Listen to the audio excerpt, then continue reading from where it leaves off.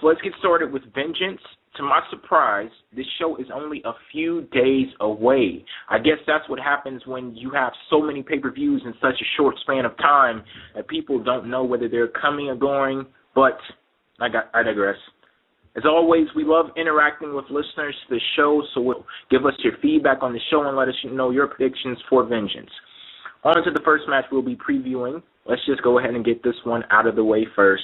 Divas title on the line, Beth Phoenix versus Eve. Oh, shooky dookie quack quack. I'm sorry, Booker T, but I had to take that from you. Eve Torres is one of my favorite divas, if you haven't noticed. A lot of people are going to be like, why do you like Eve Torres? Well, she's hot. That's why. I don't care if she sucks. And to be honest, though, I wouldn't say she sucks in the ring. I'd say she's pretty decent. But the thing about her is she wants to learn. And, she's always adding new moves whenever I see her, despite the fact the matches only last like 2 minutes. So I was really happy for her first reign. I think she'd be a nice champion. I don't think she's going to beat Beth Phoenix.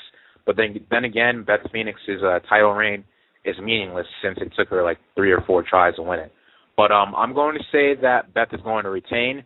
But look for Eve Torres to be like one of the top divas. It looks like Vince McMahon really likes her. I personally hate Eve Torres. Everything about her. I hope she gets slammed through the mat and arena floor. I'm going with Beth Phoenix to win this match. What about Hornswoggle? Sure heard him. I'm sorry to say this, but they fumbled and bumbled this division up so horribly that I'm not the least bit interested in this match at all. There's nothing compelling to hold on to get me excited about the Divas anymore.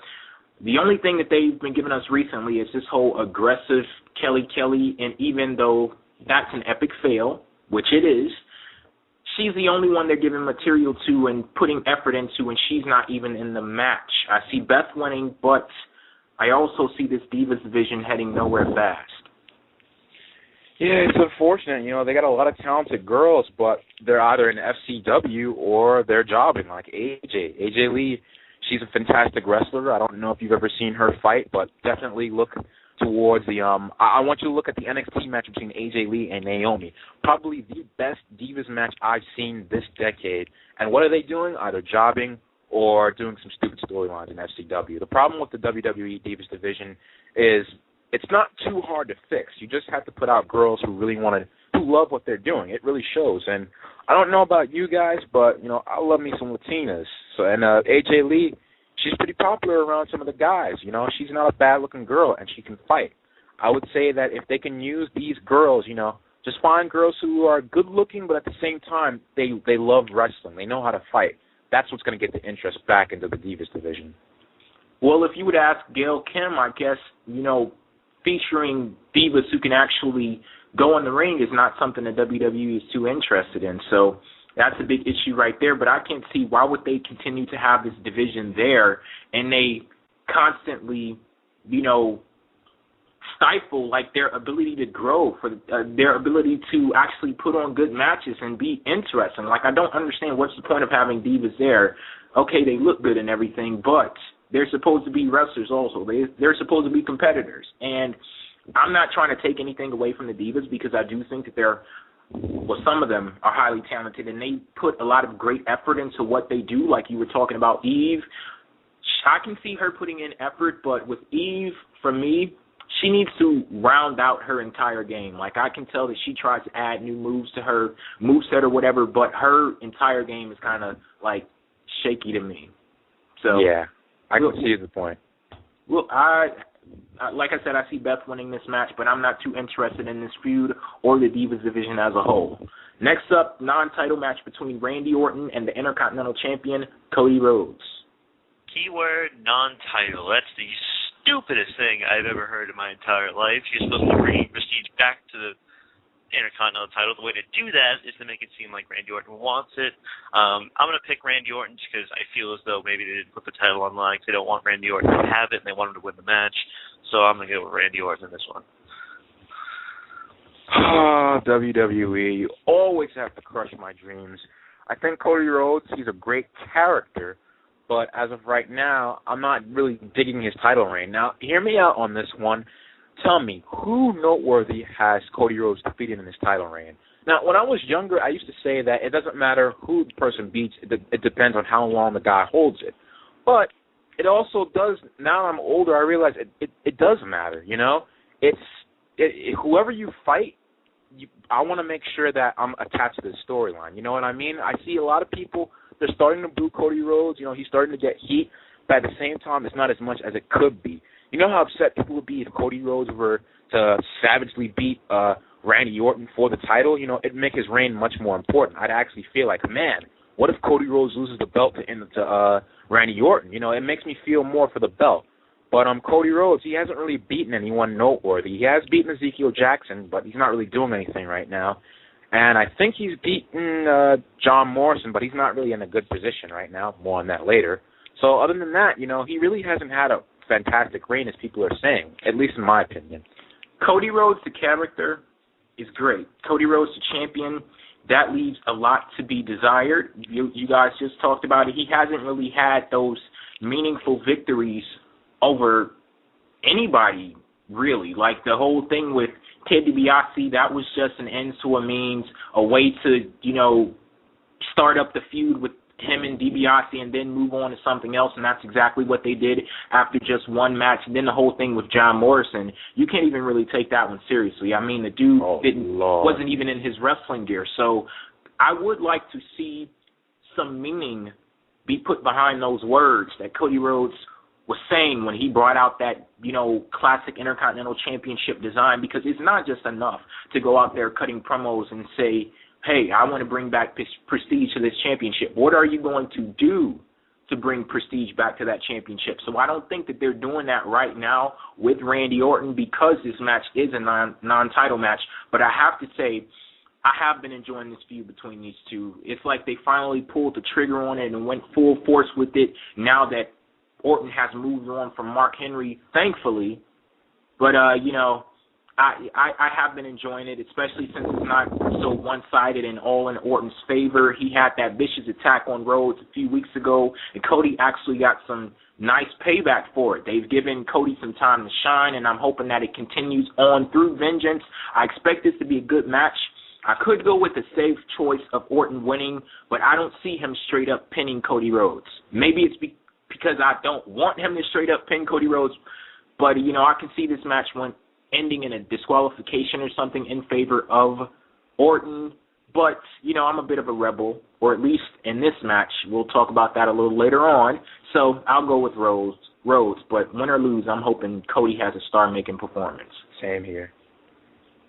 Next up, tag titles on the line, Airboom versus Jack Swagger and Dolph Ziggler. Now, before we discuss our predictions for this match, there's a bit of confusion out there as to whether this match will be happening or not. It was announced on this past episode of Raw, but I hear that on this next episode of SmackDown, Zack Ryder was booked to compete at Vengeance for Ziggler's United States Championship. So either both matches will be happening and Ziggler is going to pull double duty at Vengeance, or just one. But no, I don't know, so I guess we'll just talk about both.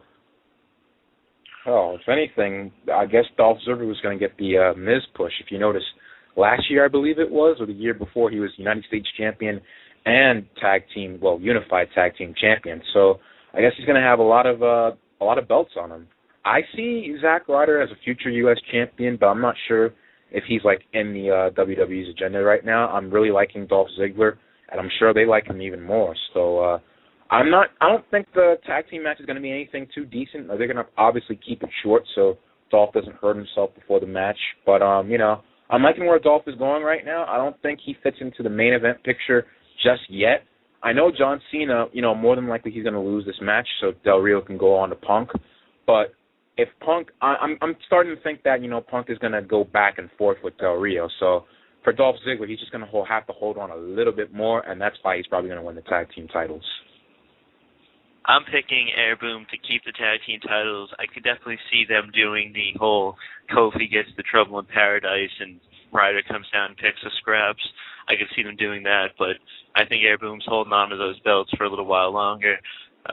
They'll probably win this match, and it'll probably be the exact same thing we saw last pay-per-view, in my opinion. As far as the tag championship match goes, I'm really loving Ziggler and Swagger as a team. This partnership with Vicky Guerrero has done wonders for the both of them, and I'm hoping that they capture the titles this Sunday because even though I like Air Boom, they're kind of becoming a little stagnant to me. On to Zack Ryder, he's gotten a couple of victories over Ziggler, so it would be believable to me at this point if he, was to get a U.S. championship match. I'll go with him for the win because even though I think Ziggler is pretty talented, not everyone can pull off the double champion thing. He isn't awesome enough for that. Pun intended. I see what you did there. We're going on to our next match, Sheamus versus Christian. That was also announced on SmackDown. Again? Oh, well, I obviously, don't read the SmackDown spoilers. I'm very religious on Fridays when it comes to me watching SmackDown. But, having this match again, I don't see why WWE gets all up in arms when they don't get big buy rates. We've seen this match last time, and while it was good, it's not like it was a match of the year contender. With CM Punk versus John Cena, I wanted to see that again. I knew it wasn't going to have the same magic as the first one, but I liked it so much where I was willing to see it again. With this match, there is slightly a story to it, but what's the point? Sheamus already won the first match. I mean, Christian just wants to get his butt kicked again? So I don't see the logic behind this booking. I am going to say that Christian probably is going to sneak a win. I think they're holding Sheamus out to be the next challenger for the World Heavyweight Championship. Or maybe, I'm hearing that Big Show is slated to fight Mark Henry at TLC. Oh, not TLC, but in the coming months on house shows, he's facing Mark Henry. So maybe they are going to have two matches for the title. But I do think that Sheamus is the next World Heavyweight Champion. And if not, they're probably building him up to be the next opponent for The Undertaker. Either way, though, I see Christian sneaking out a win here. Obviously not in a clean fashion, but I'm not excited for this match. I'm going to do what I didn't do last time, and that's go with a logical decision. I'm going to pick Sheamus this time. Enough said. Yeah, that's always great, when you rely on logic. Some wrestling promotions out there really don't. But we'll definitely get to that, but I want to go back to what you said, David, about this not really making sense. I think there's a whole hell of a lot of reason for this match to be on Vengeance, because if you look at everything that's happened between Christian and Sheamus these last couple of months, Christian has basically been a thorn in Sheamus' side. He cost him the Intercontinental Championship in that Battle Royal that they had on Raw a couple of weeks ago, and on this last episode of SmackDown, he cost Sheamus a shot at the World Heavyweight Championship. I believe he eliminated Sheamus from that match. He sneaked into the ring and eliminated Sheamus and prevented him from getting the world title match on SmackDown, and he's constantly been a threat to derail this role that Sheamus has been on, but I think Sheamus is going to prevail when all is said and done. I see him winning this match, and they both proved that they can pull off good matches together, and I expect nothing less than that at Vengeance. Well, damn, give me a 3 Stages of Hell match or something. I mean, spice it up. Well, I definitely understand what you're saying, if you look at it that way. Continuing on with our preview, Mark Henry defending the World Heavyweight Championship against The Big Show. Yeah, that's, you know what, I'm going to go off the record. I'm going to say I actually do like Big Show. I love the story for the storyline. I'm going to cringe at this match. They had an okay showing at Money in the Bank, but this is The Big Show versus Mark Henry, It's probably not going to last very long either. It's probably going to be around 10 or, I wouldn't say 15 minutes. I'd say under 10-minute mark. That would be good, make Mark Henry look strong. You know what? Come to think of it, I don't think they're going to blow off Big Show just like this. I think that they are going to have another match at the next pay-per-view, which will be Survivor Series. Maybe that'll be a multi-man match. Who knows? But I think you should expect Big Show to look strong, but Mark Henry to pull out the victory, maybe by a DQ. There's a lot of animosity in that feud, so maybe Mark Henry will break the 5 count by constantly attacking Big Show while he's stuck in the ropes or something like that. But I am going to be cringing during this match. I'm just going to go on the record right now. If Big Show walks out of this event with the title, I'm personally ranting on WWE for a solid hour on YouTube. Mark Henry better win this match. I'm hoping that he will win this match. I'm going to pick him, but if they don't do that, I'm going to be pissed. You know what? I don't even want to look at the option of Big Show winning this match. That's a non-factor to me. He's just there as a big-ass plate of food for Mark Henry to eat, to devour, and then move on to dessert or whatever. I will say, I can imagine how difficult it's been to book this feud. They had to reestablish the Big Show, have him make a big impact while at the same time trying to maintain the credibility that Mark Henry has built up and whatever he has left after Orton robbed him. But we've ranted on that a million times already, so moving on.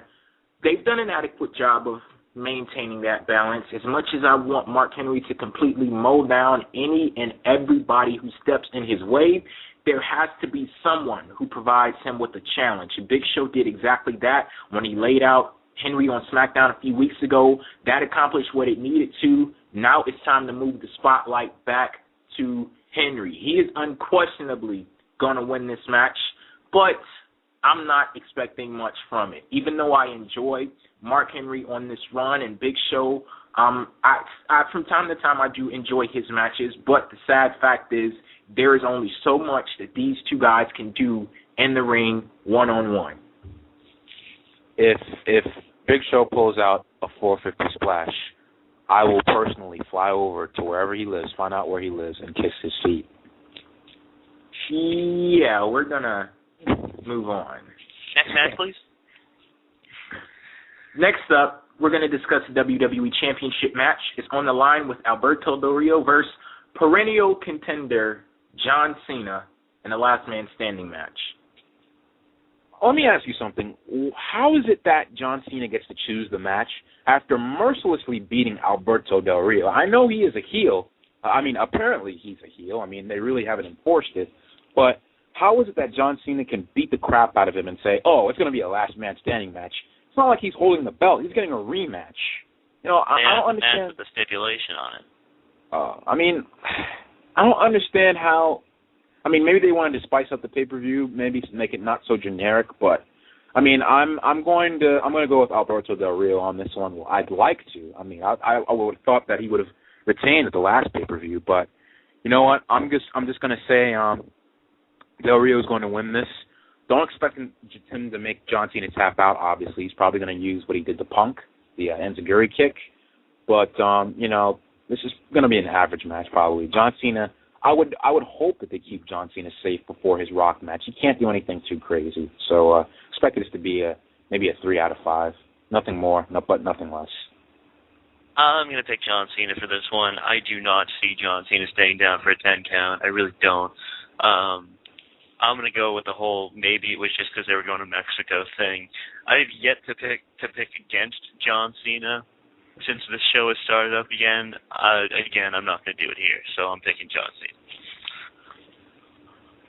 Looking at some of the feedback and reading comments for the last couple of weeks, when this match was announced, when it was announced that John Cena was getting another WWE Championship match, there were a lot of people disappointed. Hell, even the narrator from WWE's own commercial sounded pissed off at the thought of Cena winning another title.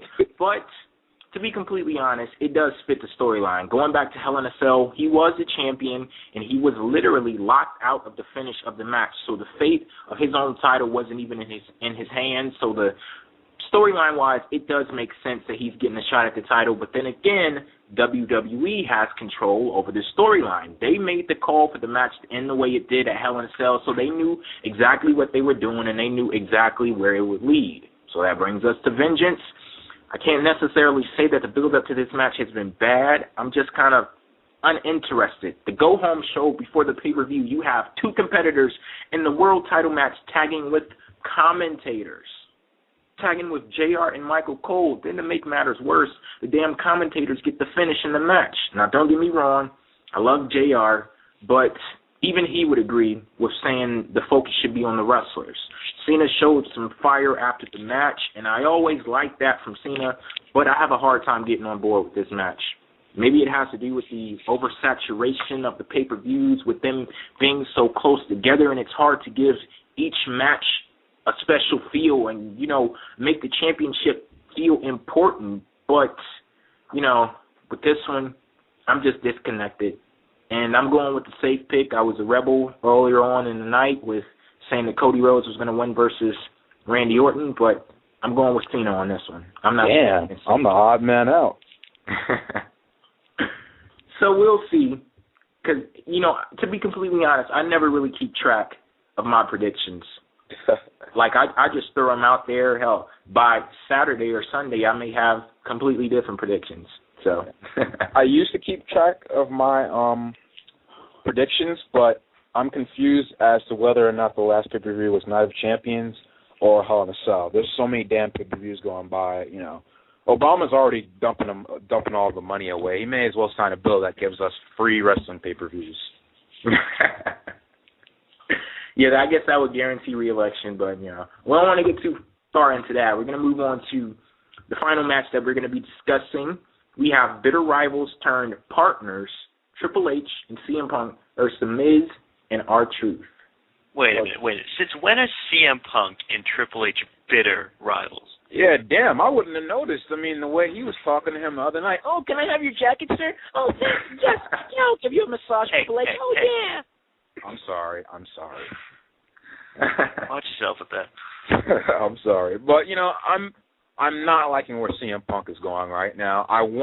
To be honest, he kind of gives off this douchey aura, but you want to see him be successful at the same time. And he is teaming up with a legend, a future Hall of Famer, no doubt. If anything, Triple H is one of those wrestlers where I can't see why he's not in the Hall of Fame right now. But at the same time, this feels like a blow-off feud. He just kind of got thrown in the mix with this. And he hated Triple H. He wanted to kill Triple H before this pay-per-view. I mean, as I said before, I don't even remember what the last pay-per-view was, but he wanted to kill him. And now he's teaming up with him. And it's not like he was forced to team up with him. He just said, hey, let's go join forces. This is exactly what's wrong with the WWE. No long-term booking, no long-term storylines. This is the same guy that basically pissed off Triple H to the extent where, he wanted to kill him. You really felt like that. Well, kind of.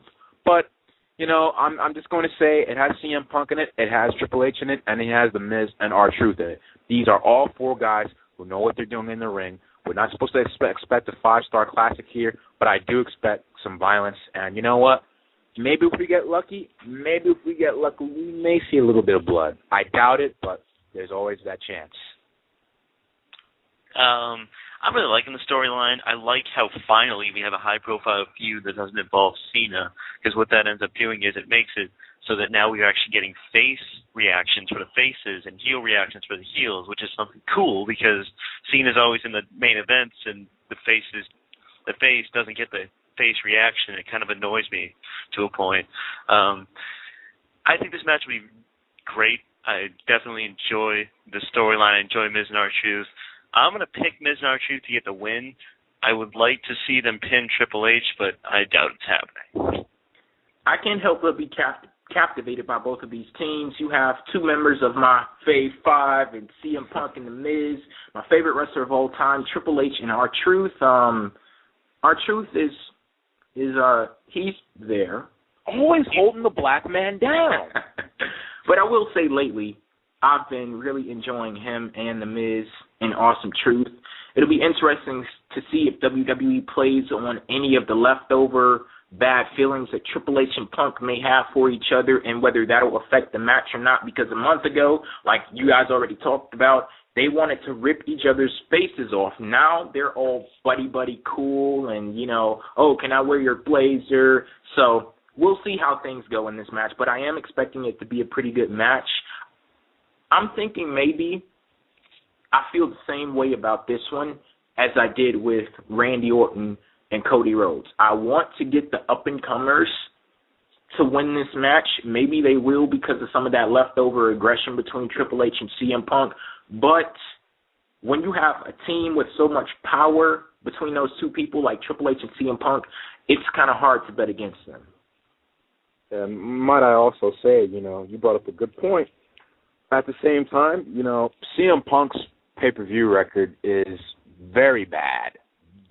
And, I don't expect him to take the belt off of Del Rio too soon. I mean, maybe, New York is a big place. Maybe he'll get a huge pop if he were to do it there. But I'm starting to think that maybe he might win it at the Royal Rumble and defend the belt at WrestleMania. But, and, you know, who knows? He might lose the next pay-per-view. If he loses here, you know, he's kind of lost momentum then. You know, they have to be very careful with his character because I think that CM Punk, he's cracked the glass ceiling. I don't think he's fully broken through yet, but he's just about to make it out. But you have somebody trying to pull him down. You know what I mean? So I want to see him win. I don't want to see him lose momentum. But at the same time, if they just let Miz and R-Truth lose cleanly, you know, that'll kind of kill the whole storyline. So it's kind of like they put themselves into a corner. Yes, it's a real delicate balance that they have to handle here. You have Miz and R-Truth on the up and up, and then also CM Punk. I'll say he's already lost a lot of his momentum because if you look back to where he was in Money in the Bank and SummerSlam, he's a couple of notches down from there. Maybe that's not necessarily a really bad thing because if you look at the grand scheme of things, you can't get any higher than winning the WWE Championship in your hometown and walking out the way he did. So maybe that's not necessarily a bad thing, and it was completely impossible for them to keep up with the momentum at that level.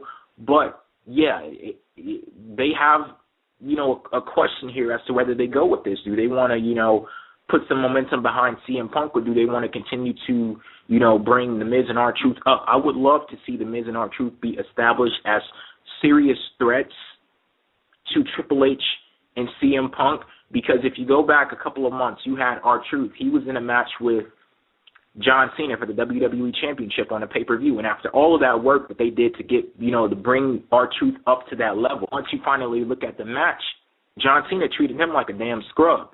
It was like, wham, bam, thank you, ma'am, move on to the next thing. You go back down to wherever the hell you came from. And that didn't really last. So I'm hoping that with R-Truth this time, along with The Miz, it really does last. What do you guys think about Vengeance as a whole? Yeah, I would say what I'm going to do about this pay-per-view, but I don't want the FBI to break down my house door, so I'm going to keep that to myself. I have a feeling it's going to suck. Yeah.